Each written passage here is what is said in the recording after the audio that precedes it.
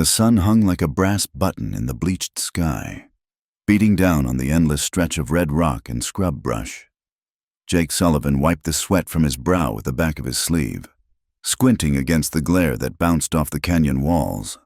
At 19, he was the youngest hand on the cattle drive, and now he was alone, hopelessly, dangerously alone in Apache territory. It had been 3 days since the stampede, 3 days since lightning spooked the herd during that sudden storm, sending 2,000 head of longhorns scattering across the desert like water from a broken dam. Jake had ridden hard after a group that veered south, confident he could round them up and rejoin the outfit by sundown. But the cattle had led him deeper into the maze of canyons and arroyos, and when his horse stepped wrong and threw a shoe, he knew he was in trouble. Now his canteen held less than a day's worth of water, and his horse limped along, favoring its left front hoof. The irony wasn't lost on him. He'd left his father's farm in Missouri to prove he could make it as a cowboy, to show the old man that his bookish youngest son had steel in his spine. Instead, he'd gotten himself lost in the most unforgiving country west of the Mississippi. Jake pulled his hat lower, trying to shade his face from the merciless sun. His lips were cracked, his throat raw with thirst he didn't dare quench too quickly. Every shadow could hide an Apache warrior. Every bird call could be a signal. The older cowboys had filled his head with stories around the campfire, tales of men found staked out in the desert, of settlements burned to ash, of the ghosts that haunted these ancient lands. "Easy, Dusty," he murmured to his horse, running a hand along the animal's sweat-darkened neck. The bay gelding's ears flicked nervously, nostrils flaring at some scent Jake couldn't detect. Animals always knew when danger was near. The canyon narrowed ahead, its walls rising like the ribs of some prehistoric beast. Jake hesitated. Going through meant committing to a path he couldn't easily retreat from, but going around would cost him hours he didn't have. The sun was already beginning its descent toward the western peaks, painting the rocks in shades of blood and copper.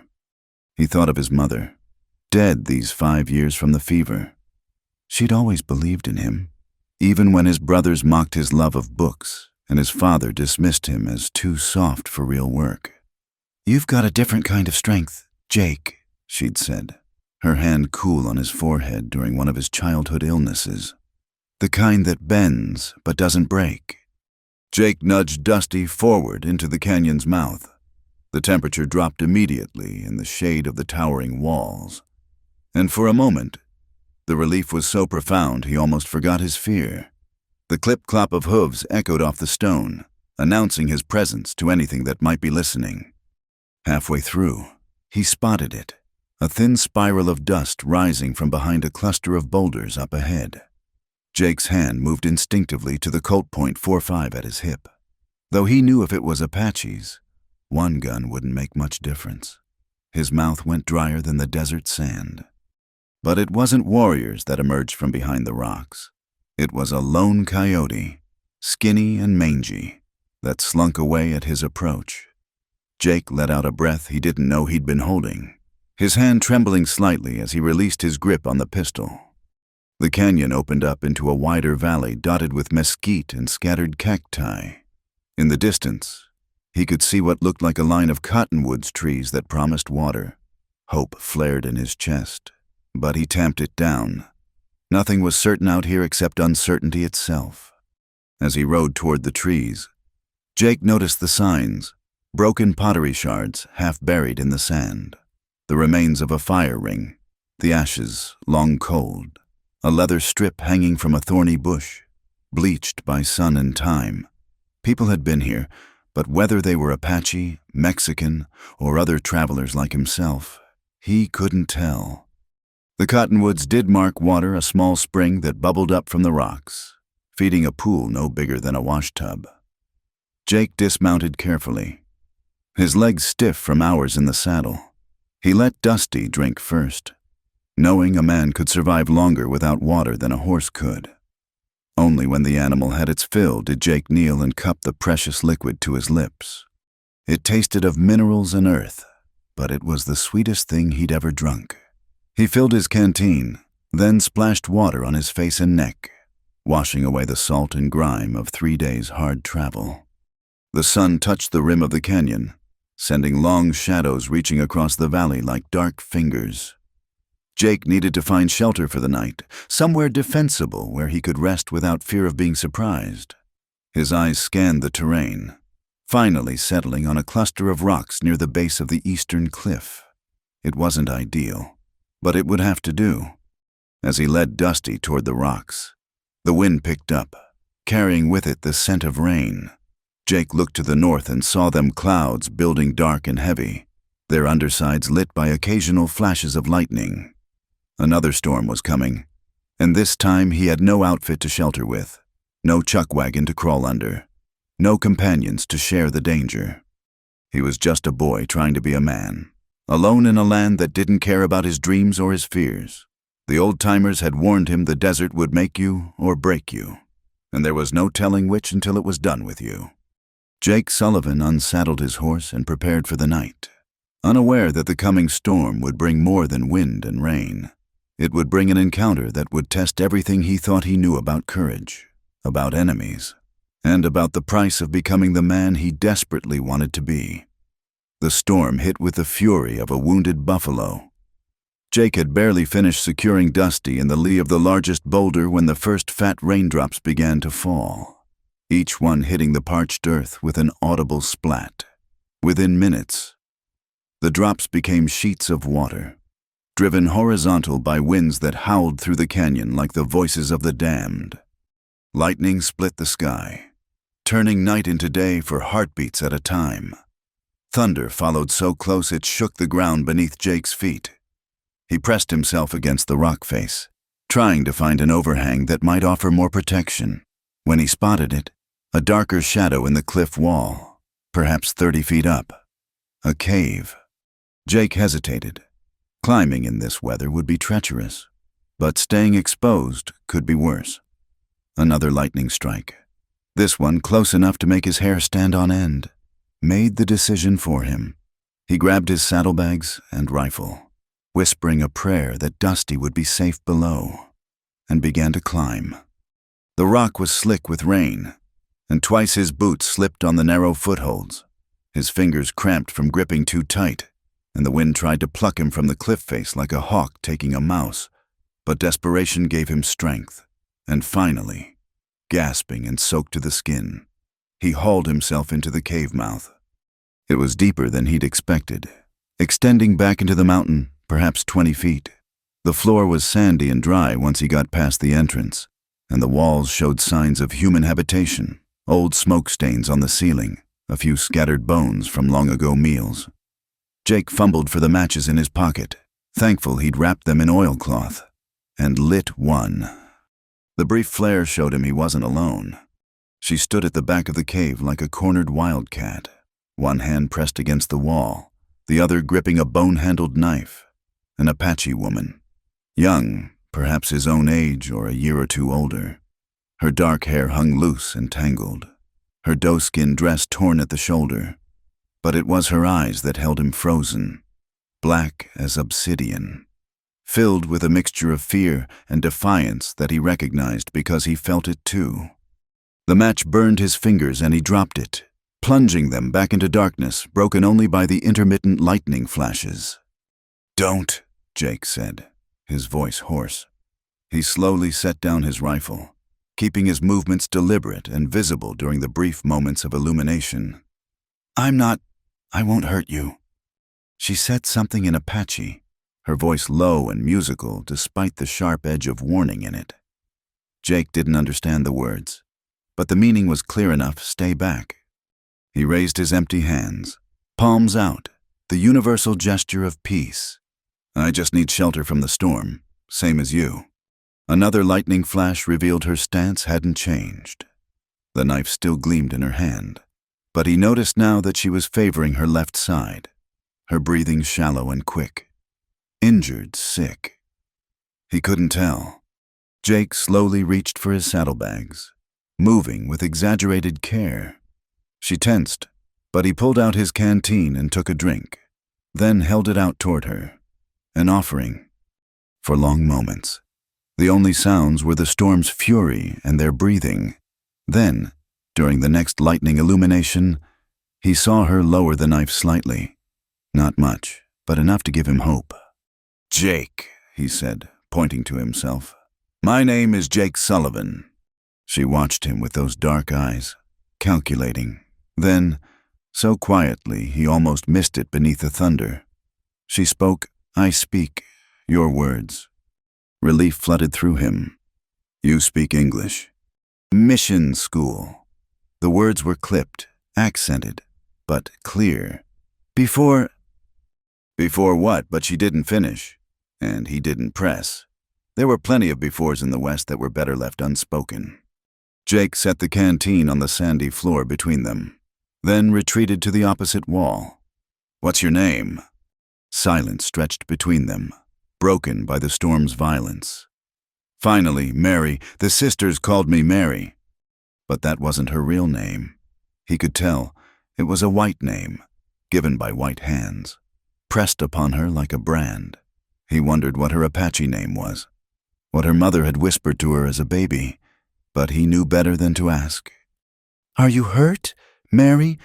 She shifted slightly, and in the next flash of light, he saw her wince. Horse fell. 2 days passed. 2 days. She'd been here 2 days, injured and alone. Just like him, she was running from something or to something, caught by the storm in this ancient place. Jake dug through his saddlebags again, pulling out the small kit of medical supplies every cowboy carried. Bandages, a tin of carbolic salve, a flask of whiskey for cleaning wounds or steadying nerves. He set them in the middle of the cave floor, next to the canteen. "I can help," he offered. "My mother, she taught me some doctoring." Mary's laugh was bitter. "White man's medicine." "It's all I've got." They stared at each other across the darkness. Two young people from worlds that were supposed to be enemies, brought together by the storm and their own misfortunes. The wind howled louder, and rain began to blow into the cave entrance, forcing them both deeper into the shelter. Finally, Mary moved, not toward the medical supplies, but to a dry corner where she carefully lowered herself to sitting, suppressing a gasp of pain. In the lightning's brief illumination, Jake could see dark stains on her dress that could only be blood. "Tomorrow," she said, "when the storm passes, you go, I go, different ways." Jake nodded, though he wasn't sure she could see it in the darkness. "Tomorrow." But even as he said it, he wondered if tomorrow would be that simple. Nothing in this land ever was. He settled against his own wall, rifle close but not threatening, and prepared to wait out the storm with his unexpected companion. The thunder rolled on, echoing through the cave like war drums, while two young souls sat in the darkness, each nursing their own wounds, each wondering if they'd live to see the dawn. The night stretched ahead of them, full of danger and possibility, and neither knew that by morning, everything would change. Outside, the storm raged on, washing away their tracks, erasing all signs of their passage. For now, they were hidden from the world, two enemies who weren't enemies, sharing a cave that had sheltered countless others through countless storms. The ancient walls held their silence, keeping their secrets as they had kept so many others. And in that darkness, with only the lightning to break the black, something shifted in the air between them. Not trust, not yet, but perhaps the first fragile recognition that they were both, in the end, simply human. The storm's fury gradually spent itself as the hours crawled by, leaving behind a tense quiet broken only by the drip of water from the cave entrance and their careful breathing. Jake had dozed fitfully, jerking awake each time thunder crashed or when he remembered he wasn't alone. Mary hadn't moved from her corner, though he could tell from her breathing that she wasn't sleeping either. As the first pale light of false dawn crept into the cave, Jake could finally see her clearly. She was younger than he'd first thought, perhaps 17 or 18, with high cheekbones and skin the color of burnished copper. The torn shoulder of her dress revealed an ugly bruise spreading down her arm, purple-black against her skin. Her knife lay across her lap, her hand never straying far from its handle. "The storm's passing," Jake said softly, not wanting to startle her. Mary's eyes, which had been closed, opened immediately. She'd been awake, listening, waiting. "Yes." Jake stretched, his muscles protesting from the night spent on hard stone. "Your shoulder, it needs tending." "No. It could go septic. Kill you as sure as a bullet." She looked at him then, really looked at him, as if seeing him for the first time in the growing light. "Why do you care, white boy?" The question hung between them like a challenge. Jake thought about it, wondered himself. "My mother would haunt me if I left anyone hurt without trying to help. Don't matter if they're Apache or Irish or anything else." "Your mother is dead." It wasn't a question. 5 years now." Mary was quiet for a moment. Then, "Mine also, 3 winters." The shared loss created a small bridge between them. Fragile, but real. Jake gestured to the medical supplies still sitting in the middle of the cave floor. "Let me look at it, then we go our separate ways, like you said." She studied him with those dark eyes, weighing his intentions like a merchant weighing gold. Finally, she nodded once, a sharp movement that spoke of decision rather than trust. Jake moved slowly, keeping his hands visible. As he'd approach a spooked horse, he brought the supplies closer but maintained a respectful distance. The dress." Mary's hand moved to her knife again, but she used it to cut the torn fabric further, exposing the shoulder without revealing more than necessary. The bruising was worse than he'd thought, spreading across her shoulder blade and down her ribs. There were cuts, too, some deep, crusted with dried blood and dirt. "This'll hurt," Jake warned, uncorking the whiskey. "I have felt pain before." He poured the alcohol over the wounds. Mary's jaw clenched, a muscle jumping in her cheek, but she made no sound. Jake worked quickly, cleaning the cuts as best he could, applying the carbolic salve, then wrapping them with the clean bandages. His mother had taught him well during those years of tending to farm injuries. "There," he said, sitting back. "That should—" The sound of horses cut through the morning air, multiple horses moving fast. They both froze. Mary's hand found her knife while Jake reached for his rifle. The hoofbeats were getting closer, echoing off the canyon walls. Jake crept to the cave entrance and peered down. 4 riders, moving with purpose through the rocky terrain below. White men, rough-looking, with the hard faces of those who lived by the gun. Bounty hunters, maybe, or worse. One of them dismounted near where Dusty was hidden, studying the ground. "Tracks lead up here," the man called out. "Fresh ones, before the rain." Jake's heart hammered against his ribs. He glanced back at Mary, who had pressed herself against the cave wall, her face carved from stone. If these men found them together, a white boy and an Apache girl, there would be no explaining that would satisfy them. "Could be holed up in them rocks," another rider suggested. "That storm was a real gully washer." "Check everything," ordered a third man, apparently the leader. Henderson said there was an Apache girl escaped from the reservation. Governors offering $50 for runaways brought back dead or alive. Mary's knuckles went white around her knife handle. Jake felt sick. $50 for a human life, for a scared girl whose only crime was wanting freedom. The men began searching the rocks below, methodical and thorough. It would only be a matter of time before one of them looked up and spotted the cave. Jake made a decision that would have shocked him just a day ago. "Stay here," he whispered to Mary. "Don't move. Don't make a sound." Before she could respond, he grabbed his hat and rifle and stepped out onto the narrow ledge. "Hey there," he called down, affecting a relieved tone. "Boy, am I glad to see white faces." The men spun, guns drawn, then relaxed slightly when they saw him. Just a young cowboy, lost and alone. "What are you doing up there, boy?" the leader demanded. Jake began climbing down, making it look harder than it was. playing up his youth and inexperience. Got separated from my outfit in that storm 3 days back. Been wandering ever since. Found this cave last night when the weather turned bad again. He reached the bottom, standing easy despite the gun still half pointed his way. Name's Jake Sullivan. I was with the Barnett Drive out of San Antonio. The leader, a man with cold gray eyes and a scar across his jaw, studied him. You alone up there? Yes, sir. Just me and whatever spiders call that cave home. Jake managed a sheepish grin. Say, you fellows wouldn't have any food to spare. I've been living on hope and rainwater for 2 days. One of the men laughed. Tenderfoot got himself lost. The leader wasn't so easily distracted. We're tracking an Apache, young female, probably injured. You see any sign? Jake shook his head.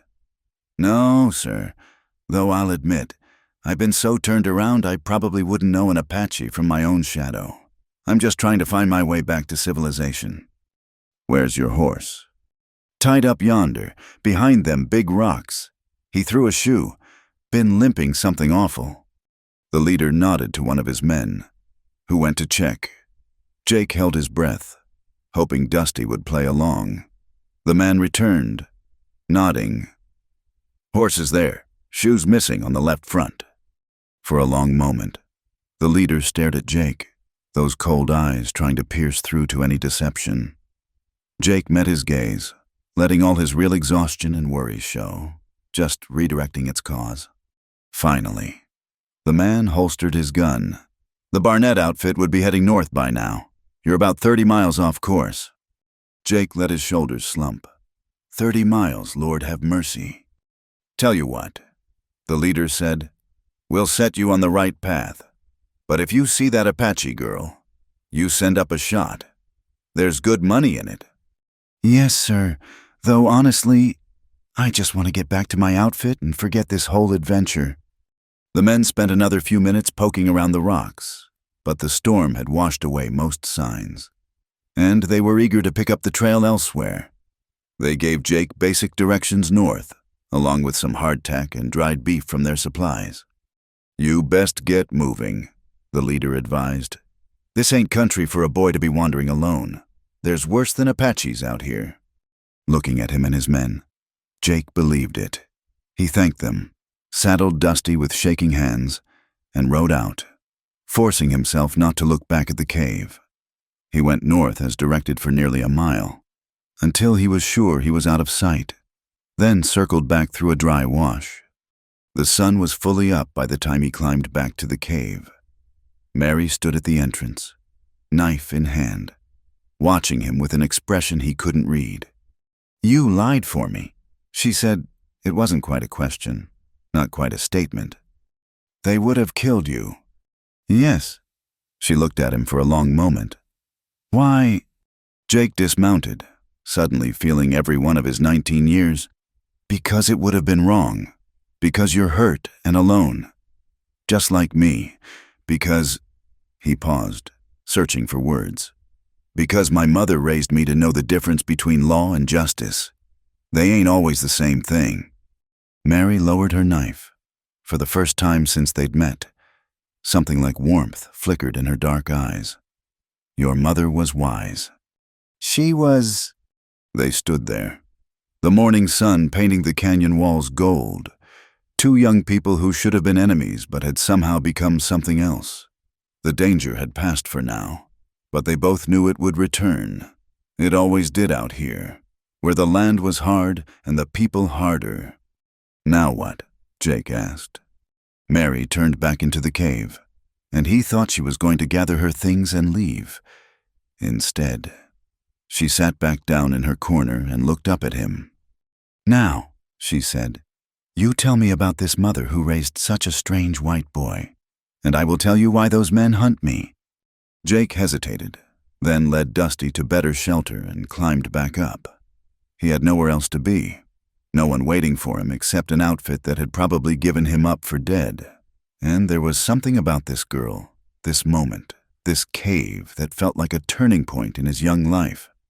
He settled against the wall, and, in the growing warmth of the desert morning, Two unlikely companions began to share their stories. Jake pulled out the hardtack and dried beef the bounty hunters had given him, dividing it equally between them. Mary accepted her portion with a slight nod, and they ate in silence for a few moments. The simple act of sharing food creating another small bridge between their worlds. "Your mother," Mary said finally. "Tell me." Jake leaned back against the cool stone wall, memories flooding through him. "Hannah Sullivan. Folks said she was the prettiest girl in Marion County. Could have married anyone. Instead, she chose my father, a stern man who knew only work and duty. She was light where he was dark, gentle where he was hard." He paused, seeing her face in his mind's eye. "She taught me and my brothers to read, even though Pa said it was foolishness. Said a man needed to know more than just cows and corn. She'd tend anyone who came to our door hurt or sick. Didn't matter who they were. Neighbors whispered she'd even helped runaway slaves heading north, though she never said so outright. She sounds strong." "She was right up until the fever took her." Jake's throat tightened. "I was 14. Pa wanted me to quit school, work the farm full-time like my brothers. But I remembered what she'd said about different kinds of strength, so I hired on with a cattle drive instead. Figured I'd see the world she'd only read about in books." Mary was quiet for a long moment. Then she began her own story, her voice carrying the musical cadence of someone who learned English as a second tongue. "My name, my true name, is Ayanna. It means eternal blossom in my language. My mother gave it to me because I was born in spring, when the desert flowers bloomed after rain." She shifted, wincing slightly at the movement. "My father was killed when I was young, fighting the blue coats. My mother married again, to a man who had lost his wife. He was not cruel, but he was not kind. When I reached the age for marriage, he arranged for me to wed an older man, a warrior with 2 wives already." Jake watched her face as she spoke, seeing the pain that ran deeper than any physical wound. "I refused. In my people, a woman can refuse, though it brings shame. My stepfather was angry. The warrior was angry. They said I thought too highly of myself, that the mission school had filled my head with white ideas." Her laugh was bitter. "Maybe they were right. The sisters taught me to read your books, to speak your words, to pray to your God. They said it would make me civilized. Instead, it made me neither Apache nor white. It made me nothing." "You're not nothing," Jake said firmly. Ayanna looked at him with surprise. "You don't know me." "I know you're brave enough to run, smart enough to survive, strong enough to keep going even when you're hurt and alone." He met her gaze steadily. "That's not nothing, that's everything." She turned away, but not before he caught the glimmer of tears in her eyes. When she spoke again, her voice was steadier. "The man I was to marry, he didn't accept my refusal. He came to our wickiup one night, drunk on white man's whiskey. Said he would take what was promised to him." Her hand moved unconsciously to her knife. "I fought. My mother tried to help, but his brothers held her back. In the struggle, I hurt him badly with his own knife." Jake felt a cold understanding wash over him. "That's why you ran." The tribal council would have sided with him, a young woman attacking a respected warrior, and I had already shamed my family with my refusal. She touched her injured shoulder. "I stole a horse and fled. Made it 2 days before the horse stepped in a prairie dog hole. I've been on foot since, hiding, moving at night." "Where were you trying to go?" "Away. Anywhere." The sisters at the mission spoke of cities in the East where a person could disappear, become someone new. She gave that bitter laugh again. Foolish dreams of a girl who belongs nowhere. Jake stood abruptly, pacing the small confines of the cave. Her story sparked an anger in him he hadn't expected, at the unfairness of it all, at a world that left no place for those who didn't fit its rigid rules. "It's not foolish," he said. "Wanting freedom, wanting to choose your own path, that's not foolish. That's American." Ayanna smiled sadly. "American, Yes, but America was not made for people like me. Maybe not the America, that is, Jake admitted. But maybe the America that could be. They fell silent again, each lost in their own thoughts. The sun climbed higher, sending shafts of light into the cave that illuminated the ancient drawings on the walls. Spirals and figures that spoke of other peoples, other times, other struggles for survival and meaning. "Your shoulder," Jake said eventually. "I should check the bandages." This time, Ayanna didn't protest.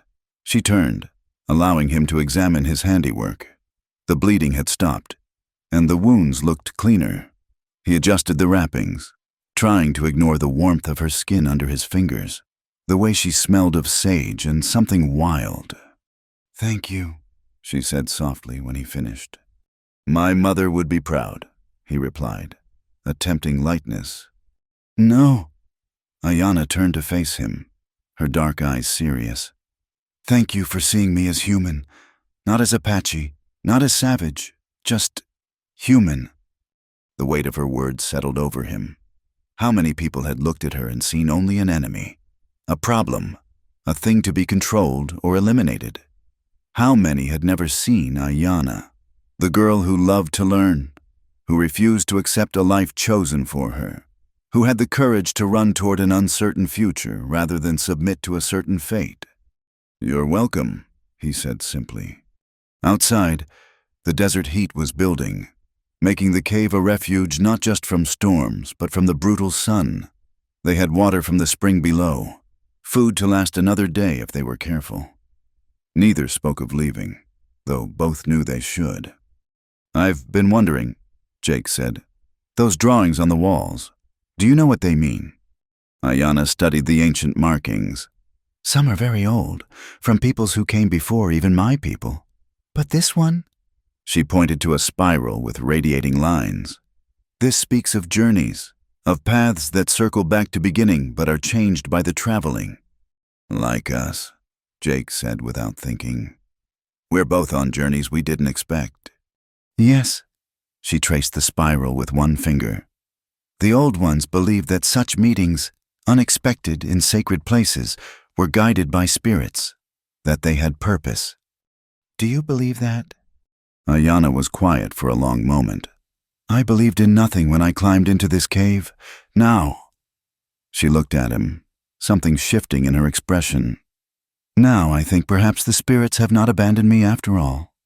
Jake felt something shift inside him too, a recognition that this moment, this meeting, was reshaping him in ways he couldn't yet understand. The boy who had ridden away from his father's farm, desperate to prove himself a man, felt very far away. In his place sat someone older, someone who had learned that courage came in many forms and that the world was far more complex than the simple divisions of white and Apache, civilized and savage, enemy and friend. "Ayanna," he said, using her true name for the first time. It felt right on his tongue, like a prayer or a promise. "What happens now?" She looked toward the cave entrance, where the desert stretched endless and unforgiving. "Now, we survive another day, and then another, until we find where our paths lead." "Together," the word slipped out before he could stop it. Ayanna studied him, this strange white boy who had lied to save her, who saw her as human, who spoke her name with respect. "Perhaps," she said, "for a little while." It wasn't a promise, but it was enough. They settled back into their opposite corners of the cave, but the space between them no longer felt like a chasm. It felt like possibility. As darkness crept across the desert again, the temperature plummeted from the day's fierce heat to a cold that seemed to seep into their bones. Jake had managed to gather some dead mesquite branches before sunset, but he hesitated to light a fire that might draw unwanted attention. "No fire," Ayanna agreed when she saw him with the wood. "The cold is better than bullets." They pooled their meager resources. Jake had his bedroll and a single blanket. Ayanna had only the clothes she wore and a thin woven shawl that had seen better days. As the night deepened and their breath began to fog in the cave, It became clear that cold might be as deadly as any pursuer. "We need to share warmth," Ayanna said matter-of-factly, though Jake noticed she wouldn't meet his eyes. "Or we freeze." Jake felt heat rise to his face despite the cold. Back home, such a suggestion would have been scandalous beyond words, but home was a world away, and survival had its own rules. They arranged themselves carefully, back to back, the blanket stretched over both of them. Jake could feel her shivering through the thin fabric of her dress, and without thinking, he shrugged out of his coat and draped it around her shoulders. "You'll freeze," she protested. "I've got thicker clothes than you. Besides, my mother would box my ears if she knew I let a lady freeze while I had a coat to spare." "I am not a lady. I am Apache." "You're both," Jake said simply, "and you're cold." They settled into an awkward silence, hyper-aware of each other's presence. Outside, coyotes began their nightly chorus, their yips and howls echoing off the canyon walls. Something larger, a mountain cat, perhaps, screamed in the distance, the sound raising the hair on Jake's neck. "Tell me about your books," Ayanna said suddenly. "The ones your mother taught you." Grateful for the distraction, Jake began to speak.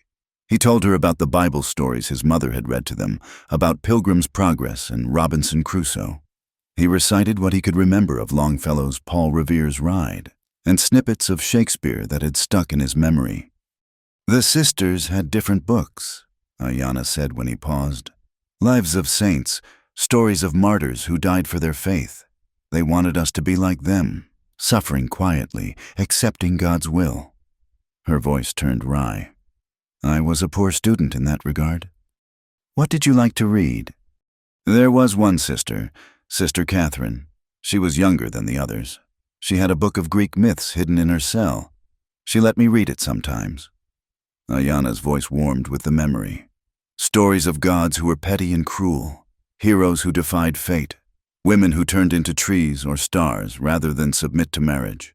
I understood those stories better than the saints. A particularly close howl made them both tense. Jake's hand found his pistol while Ayanna gripped her knife. They waited, breathing shallow, until the sound moved away.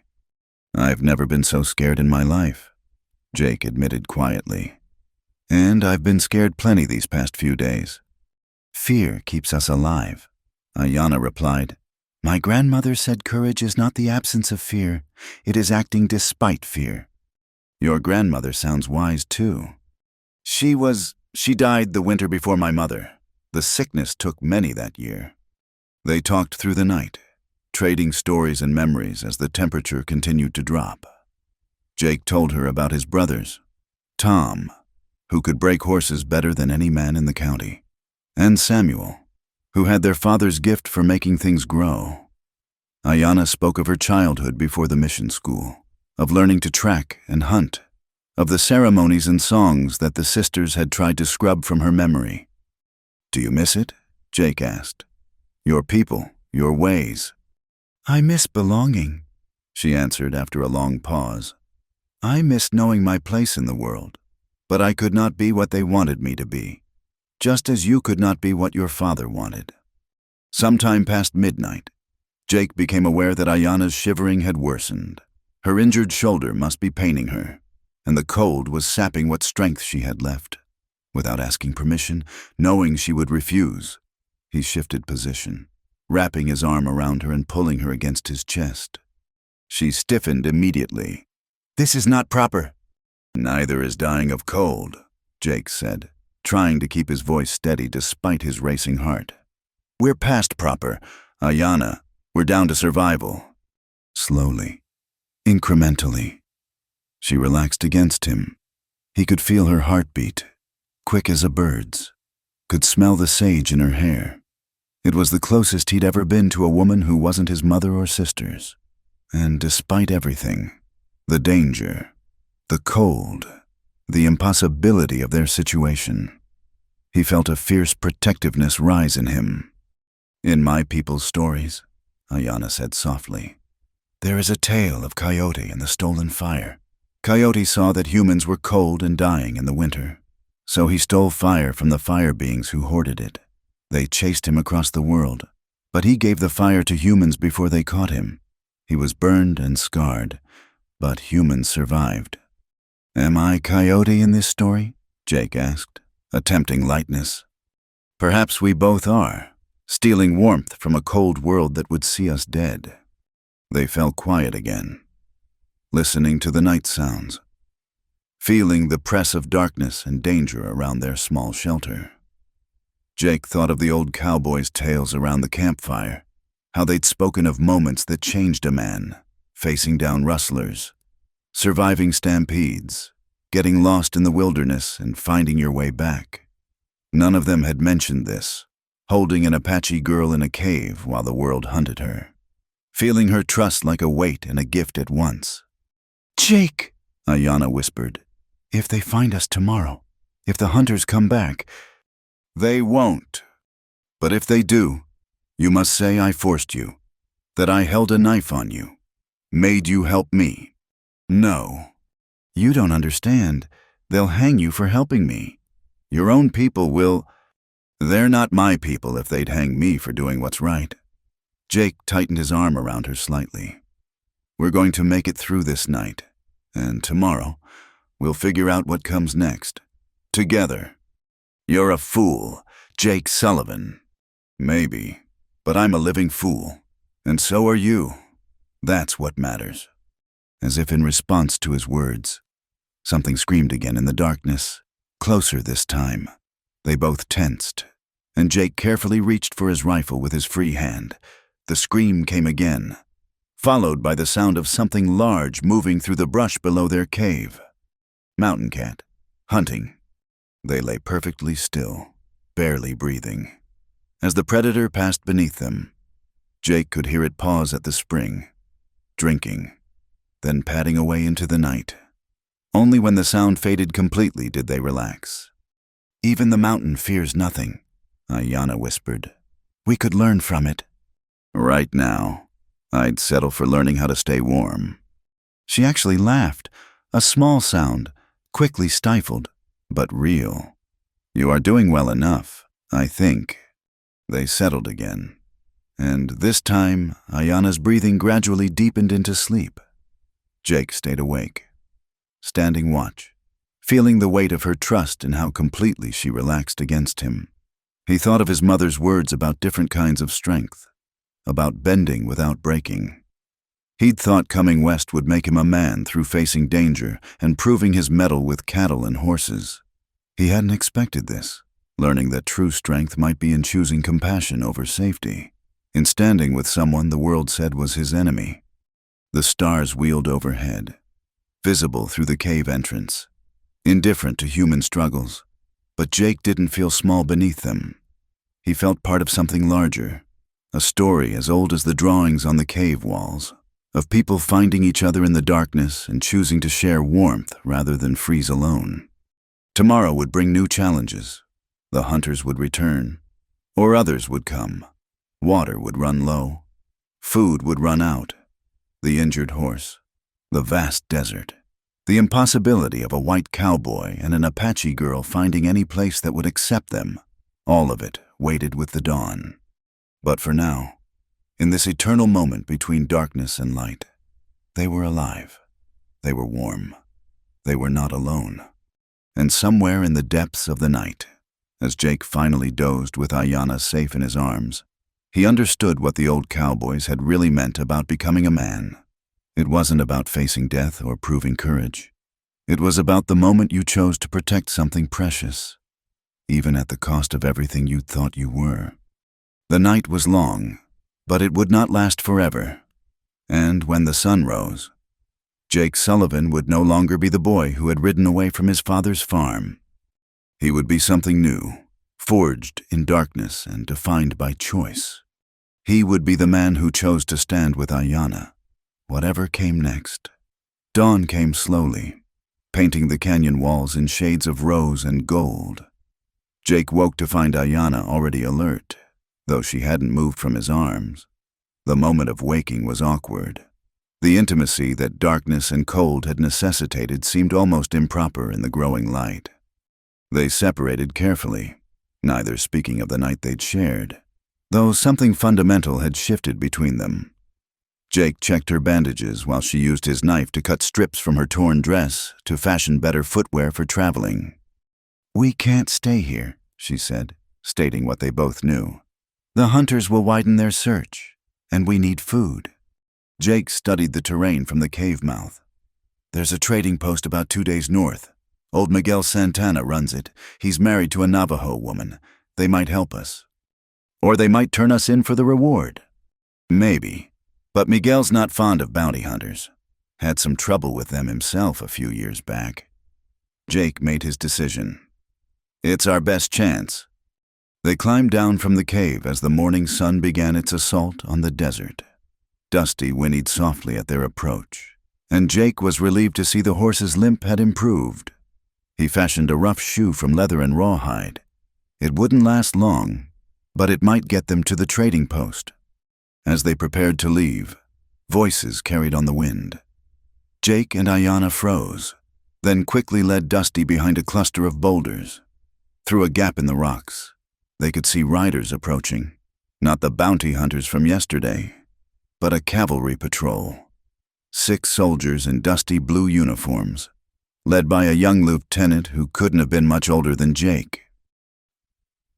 "Orders are to check every water source between here and Fort Buchanan," the lieutenant was saying.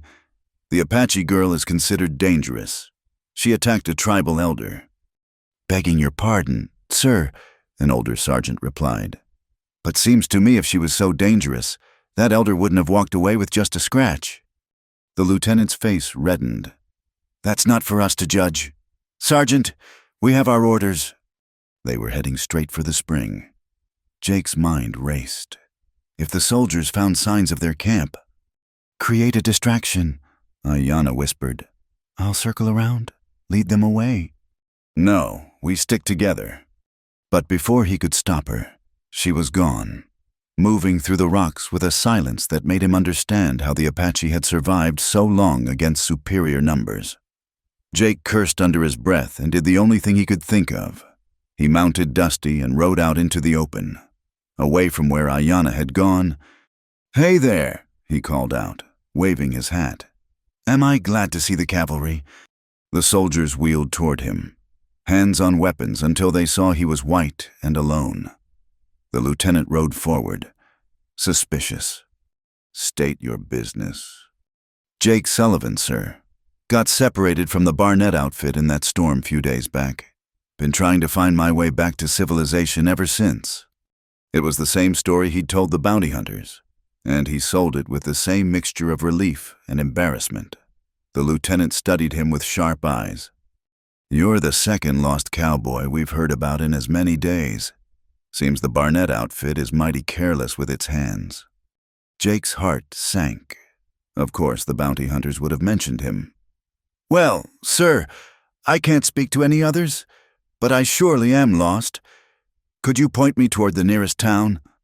"Have you seen any sign of Apaches, a young woman, specifically?" "No, sir. Been too busy trying not to die of thirst to notice much of anything." The sergeant rode up beside his lieutenant. "Boy looks honest enough, sir. And there's no law against being lost." The lieutenant wasn't satisfied. "Where did you camp last night?" "Found a sheltered spot in them rocks yonder," Jake said, gesturing vaguely in the opposite direction from the cave. "Not much of a camp, just me and my horse trying to stay out of the wind." "Show us." Jake's mouth went dry, but he nodded. "Yes, sir." He led them on a winding path through the rocks, his mind scrambling for a solution. Then he saw it, an overhang that could have served as shelter, with old ashes from some long-ago fire. He dismounted, pointing. "Right here, sir. Like I said, not much." The soldiers examined the area while Jake held his breath. The sergeant poked at the old ashes, then nodded. "Fire's been cold for weeks, maybe months, but the boy could have sheltered here without lighting one." Just then, a shot rang out from the direction they'd come. Then another. The soldiers spun their horses, the lieutenant barking orders. Sergeant, take 2 men and investigate. The rest with me. They galloped off toward the gunfire, leaving Jake forgotten. He waited until they were out of sight, then rode hard in the opposite direction, praying Ayanna was safe. He found her a mile away, hidden in a dry wash. Her face was flushed from running, but she was unharmed. "What did you do?" She held up his pistol. He hadn't even noticed she'd taken it. "Shot at shadows. Led them southeast. They'll chase ghosts for hours." Jake couldn't help but grin. "You're something else. You know that. We need to move. They'll figure out the trick soon enough." They rode double on Dusty, Ayanna sitting in front of Jake, his arms around her to hold the reins. It was even more intimate than their night in the cave, and Jake tried to focus on the terrain rather than the way she fit against him. The sun climbed higher, brutal in its intensity. They stopped only to let Dusty drink from a small seep they found, barely more than a puddle, but precious as gold. Jake gave Ayanna most of the water from his canteen, ignoring her protests. By afternoon, they saw dust on the horizon, a wagon moving slowly along what might charitably be called a road.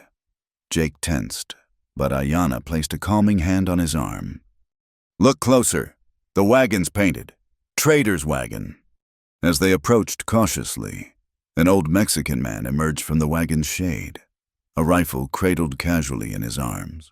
His face was weathered as old leather, but his eyes were sharp and knowing.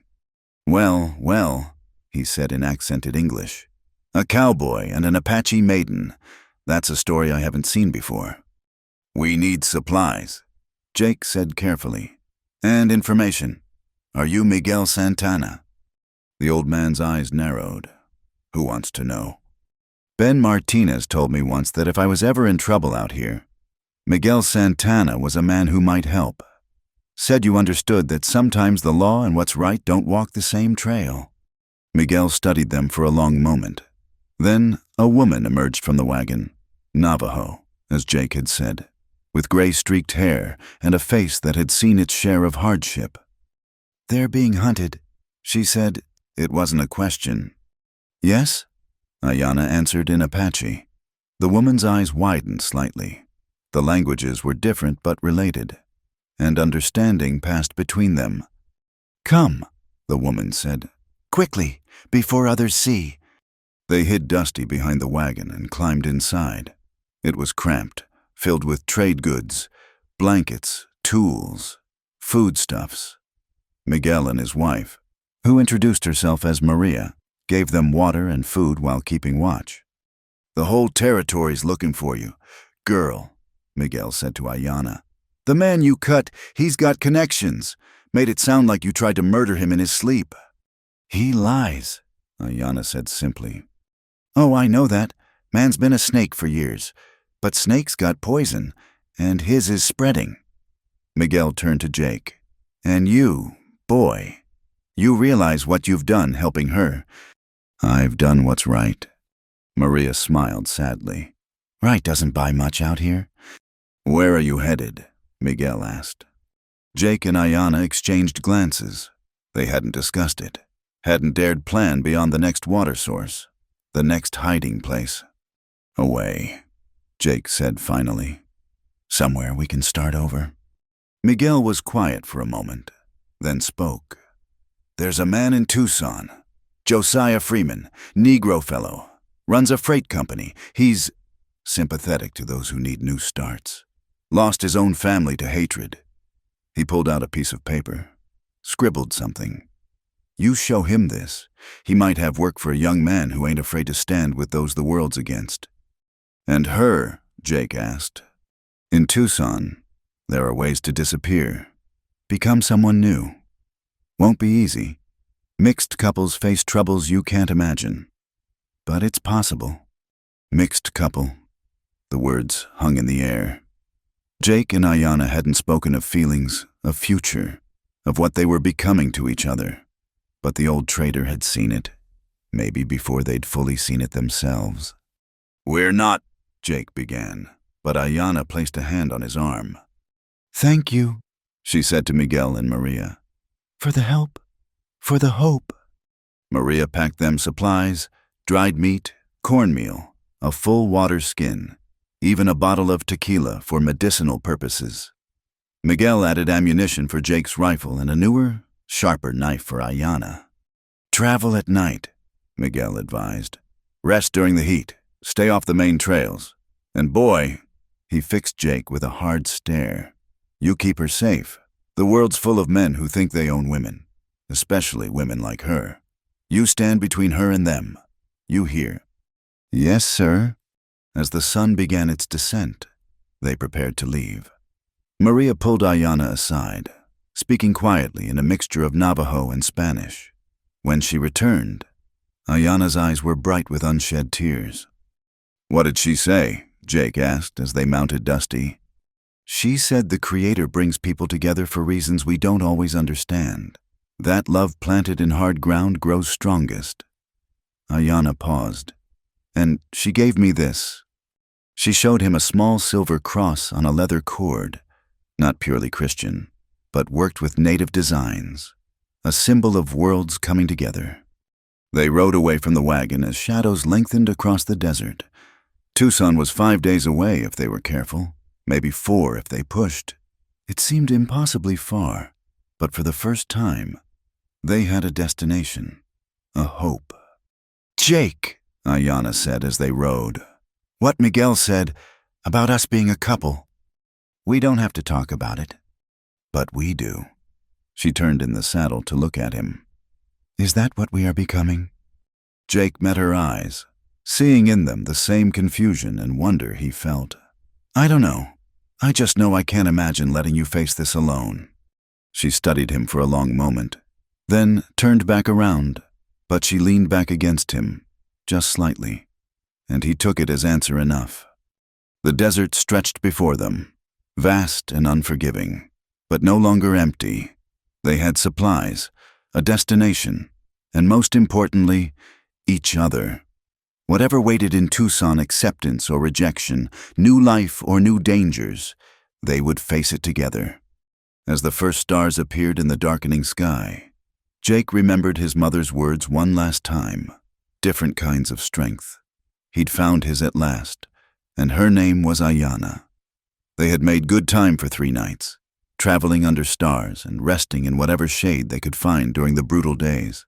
But on the 4th morning, as they sheltered in a grove of Palo Verde trees, their luck ran out. Jake heard them first, horses approaching fast from the northeast. He grabbed his rifle while Ayanna quickly gathered their few possessions. Through the thorny branches, they could see dust rising, and soon the riders came into view. Not soldiers this time, nor the original bounty hunters.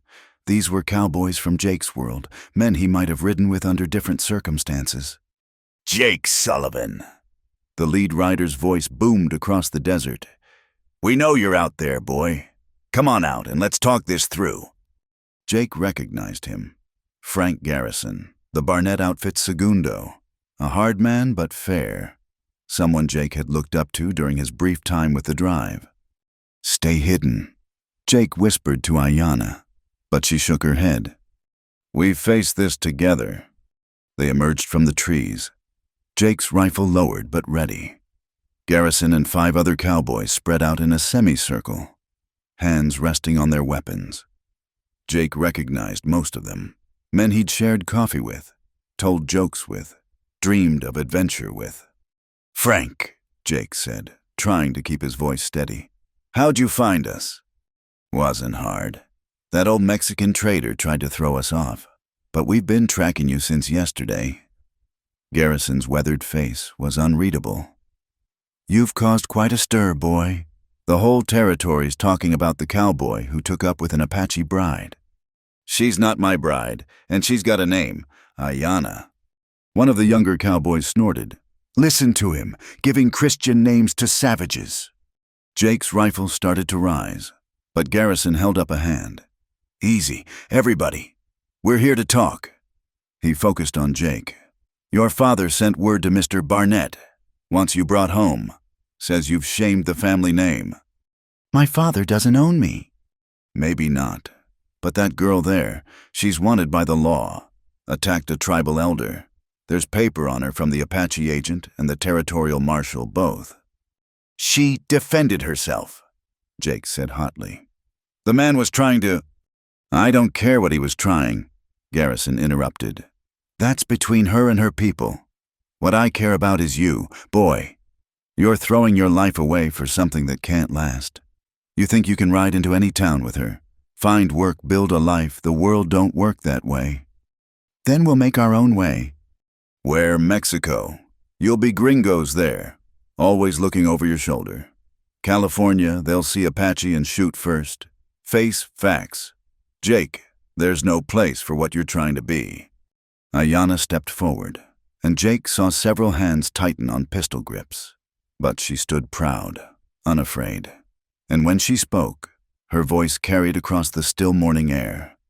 He speaks truth, she said to Garrison. There is no place for us, but we go anyway, because to stay is to die slowly, at least on the trail. We die free. Nobody needs to die, Garrison said, but his voice had lost some of its certainty. Girl, if you come peaceful, I'll see you get to the reservation safe. No bounty hunters, no rough handling. And Jake, you come back to the outfit. We'll say you were doing your Christian duty, helping a woman in distress. In a month. This'll all be forgotten. Forgotten by who? Jake asked. By you, by them, maybe, but not by me. I'd know I let her go back to a man who sees her as property. I'd know I was a coward. Coward. One of the cowboys, Pete Hawkins. Jake remembered, spat tobacco juice. Boy, you're a fool. My granddaddy fought these heathens for 30 years. They killed his brother, burned his farm. And you're ready to throw away your life for one— Your granddaddy came to their land, Ayanna said quietly. Who invaded who? The tension ratcheted higher. Jake could see it in the way the cowboys sat their horses, the way hands drifted toward weapons. These were good men, mostly, but they'd been raised on stories of Apache raids, on a frontier where racial lines were drawn in blood. Please, Frank, Jake said. Just let us go. Tell my father you couldn't find me. Tell Mr. Barnett I died in the desert. I don't care. Just let us pass. Garrison was quiet for a long moment, studying them. Can't do it, son. I gave my word I'd bring you back if I found you. He sighed, suddenly looking older. But I'll make you a deal. We'll settle this like men. You and Pete there. He's been running his mouth about what he'd do if he caught you. Face him fair and square. He wins. You both come with us peaceful. You win. We ride away and never saw you. Frank, Pete protested. I ain't fighting for no Apache. You'll fight, or you'll shut your mouth. Garrison snapped. You've been talking tough for 3 days. Time to back it up. Jake looked at Ayanna. She gave the slightest nod, understanding as he did that this was the best chance they'd get. No shooting, no one dead, just 2 men settling things the way the frontier had always settled them. All right, Jake said. But when I win, you keep your word. All of you. If you win, Pete said, dismounting. He was bigger than Jake, older, with scarred knuckles that spoke of experience. Which you won't. They cleared a rough circle in the dirt. Jake handed his rifle to Ayanna, their fingers brushing for a moment. Be ready to run if this goes bad, he whispered. I'm not leaving you. Ayanna. Would you leave me? He had no answer for that. Pete was already waiting, rolling his shoulders, a mean grin on his face. Jake had been in exactly 2 fights in his life, scuffles with his brothers that his mother had quickly ended. Pete looked like he'd been in dozens. They circled each other, fists raised. Pete struck first, a looping right that Jake barely ducked. The next punch caught him in the ribs, driving the air from his lungs. He stumbled back, hearing Pete's laugh. That all you got? Apache lover.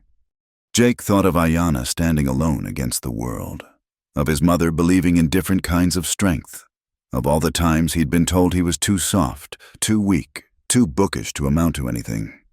He thought of the man he'd become in that cave, in that long night, in these days of running. Pete came in confident, expecting another easy hit. Jake ducked low and drove forward, his shoulder catching Pete in the stomach. They went down hard, rolling in the dirt. Pete was stronger, but Jake was desperate. They traded punches, grappling, neither able to gain clear advantage. Then Pete made a mistake. Reaching for Jake's throat, he left himself open. Jake's fist connected solidly with his jaw, snapping Pete's head back. Another punch, and another. Pete's eyes rolled back and he went limp. Jake struggled to his feet, bloodied and bruised, ribs screaming. The other cowboy sat frozen, shocked. Pete Hawkins had never lost a fight. "You gave your word, Frank," Jake gasped. Garrison's face was stone. For a moment, Jake thought he'd go back on the deal. Then the segundo nodded slowly. "Mount up, boys. We're done here." "Frank, you can't," another cowboy started. "I said we're done." Garrison's voice brooked no argument. He looked at Jake one last time. "You're a damn fool, boy. But you've got sand, I'll give you that. Your mother would be proud, even if your father won't be." He wheeled his horse and rode away. The others followed, one stopping to help the groggy Pete onto his horse. In minutes, they were disappearing into the desert, leaving only dust and the echo of hoofbeats.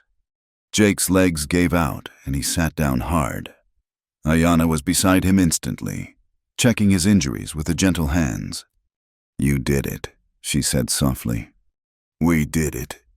He caught her hand, held it. "Partners." Something shifted in her eyes. She leaned forward and kissed him, quick, fierce, tasting of desert dust and freedom. When she pulled back, Jake saw his own wonder reflected in her face. "Come," she said. "We need to move. They might change their minds." They mounted Dusty and rode hard, putting distance between themselves and any second thoughts. As the sun climbed toward noon, Jake realized something had fundamentally changed. They'd been tested, not by the desert or by strangers, but by his own people, and they'd chosen each other. "Jake," Ayanna said as they finally slowed to rest Dusty. What Pete said, about his grandfather, about the fighting, he wasn't all wrong. There's blood between our peoples, much blood. "I know. It won't go away because we wish it.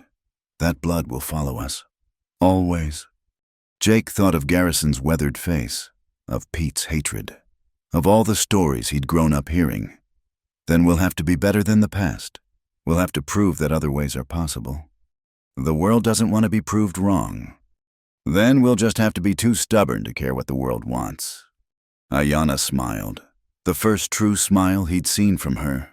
It transformed her face, made her look like the young woman she was instead of the hunted creature she'd been forced to become.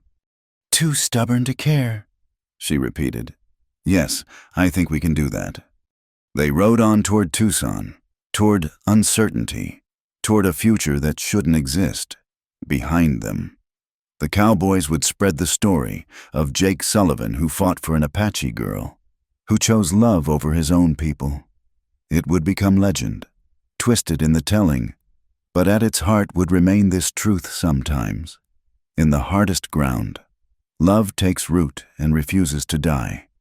The sun was merciless, the journey still dangerous, and Tucson might bring new challenges instead of sanctuary, but they faced it together now, truly together, bound by choice and sealed by courage.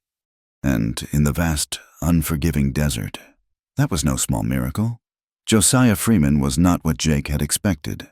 The freight company owner was a tall, dignified man with graying temples and hands that spoke of hard work. His office in Tucson was modest but clean, maps covering the walls showing trade routes throughout the territory. "Miguel Santana sent you," Josiah said, studying the note. It wasn't a question. "He doesn't send many people my way. Must have seen something in you." Jake and Ayanna sat across from him, trail-worn and exhausted after 5 days of hard travel.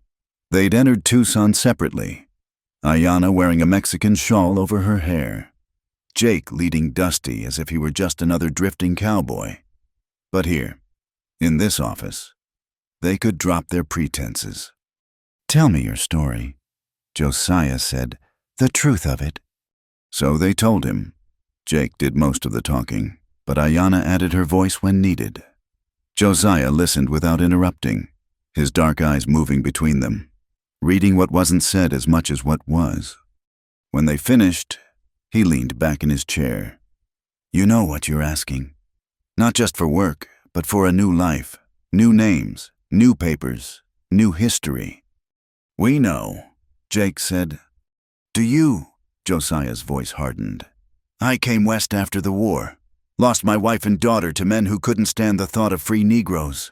Started over here, built this business from nothing. I know what it costs to become someone new. Question is, do you?" Ayanna spoke up. "We have already paid much. We will pay more. But we choose the price of freedom over the price of surrender." Josiah studied her for a long moment, then smiled slightly.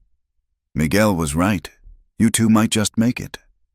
He pulled out some papers. "I need a driver for my Santa Fe route. Dangerous work bandits, weather, all manner of troubles. But it pays fair. And folks don't ask too many questions about a man's past if he delivers goods on time." "And Ayanna?" Jake asked.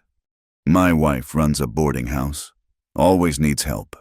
Many of our boarders are people seeking fresh starts, Mexican war widows, Chinese workers, former slaves heading west, an Apache woman who speaks good English and can read. She'd be an asset." Hope bloomed in Jake's chest for the first time in days. "You do this for us." "I'm doing it for myself," Josiah corrected. "Good workers are hard to find, loyal ones even harder. You've proven you'll stand by each other against the world. That kind of loyalty I can use." He stood, walked to a cabinet, and pulled out 2 sets of papers. Jake Sullivan died in the desert, lost in a storm. Jacob Cartwright came to Tucson looking for work. Been working ranches down in Sonora, which is why no one knows him here. He handed Ayanna her papers. "Mary Cartwright, mission educated, married young to a cowboy, not so different from the truth, and explains why you're together." "Married." Ayanna looked at the papers, then at Jake. "Only way to stop questions," Josiah said pragmatically. "A white man and an Apache woman traveling together raises eyebrows. A married couple looking for work. That's just the frontier." Jake and Ayanna exchanged glances.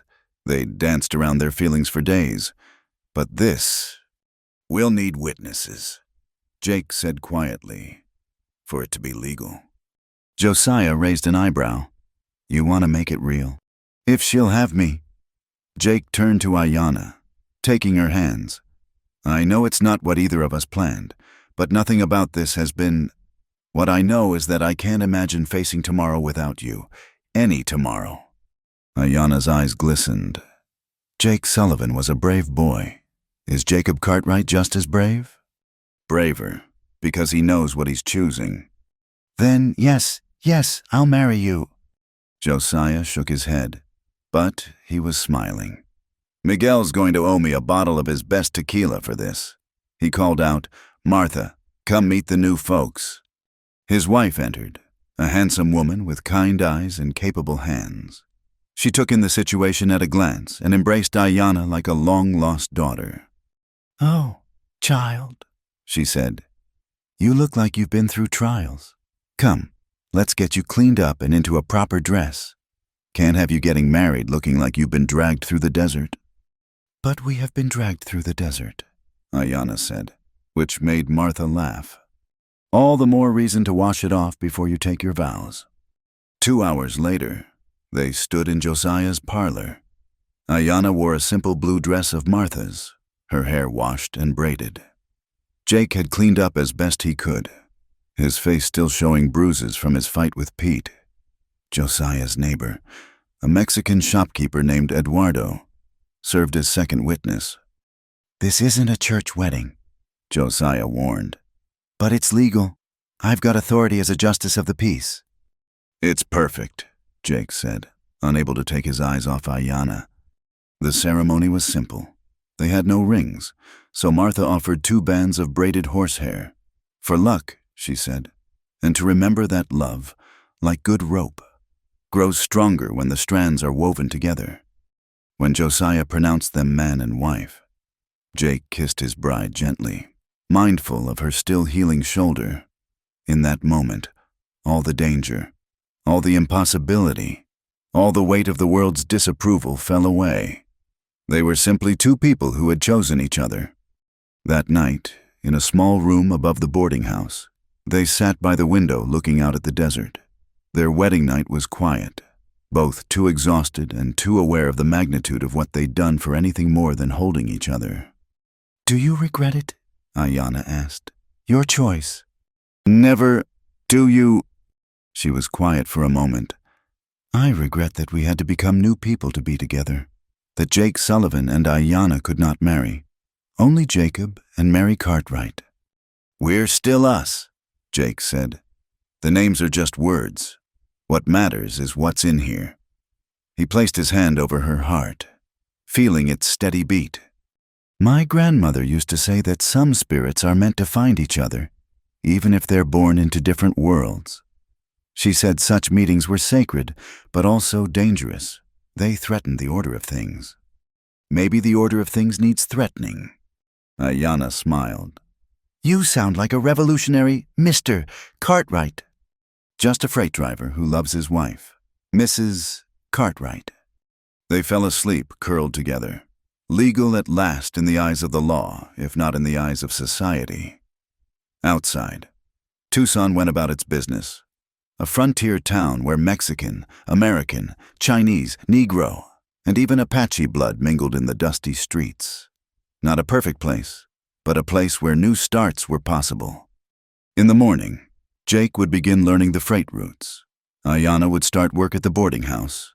They would build a life carefully, quietly, always aware that their past could catch up to them.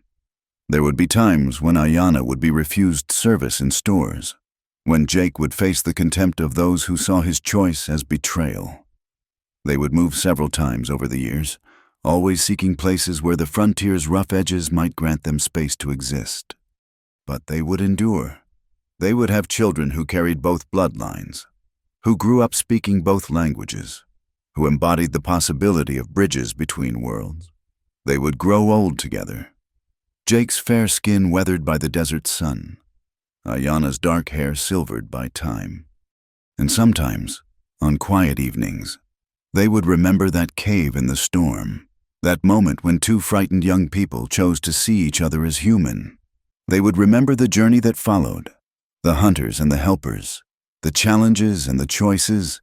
They would remember how they became Jake and Ayanna Cartwright, citizens of nowhere and everywhere, proof that love could grow in the hardest ground. The morning sun rose over Tucson, painting the adobe walls gold. In a small room above a boarding house, a young married couple faced their first day of their new life. They had traveled far from that night in the cave when a scared boy held a knife-wielding girl in the darkness. They had become something neither their peoples expected nor wanted. A bridge, a promise, a stubborn insistence that the world could be different. Jake Sullivan had ridden into the desert, a boy seeking to prove himself. He had found something better than proof of manhood. He had found purpose, love, and the courage to choose a harder path. The desert had made him a man, but not in the way he'd expected. It had taught him that true strength lay not in facing danger alone, but in standing with another against all odds. Their story would not appear in history books. There would be no monuments to their courage, no ballads sung of their love. They were just 2 more souls trying to make their way in the unforgiving landscape of the American frontier. But they had each other, and in the end, that was everything. In the vast tapestry of the Old West, their thread was small but bright, a reminder that even in the harshest times, in the most divided lands, love could take root and bloom like a desert flower after rain. They had carved out a space for themselves between 2 worlds, belonging fully to neither but creating something new in the space between. The young cowboy who had been trapped with an Apache bride had indeed become a man that night, not through violence or conquest, but through the simple, revolutionary act of choosing love over fear, understanding over prejudice, and a shared future over a divided past. Thank you for listening to this story from the Wild West. Where are you listening from? I'd love to hear your thoughts in the comments below. Don't forget to subscribe to From Wild West channel and share what this tale of forbidden love and courage meant to you.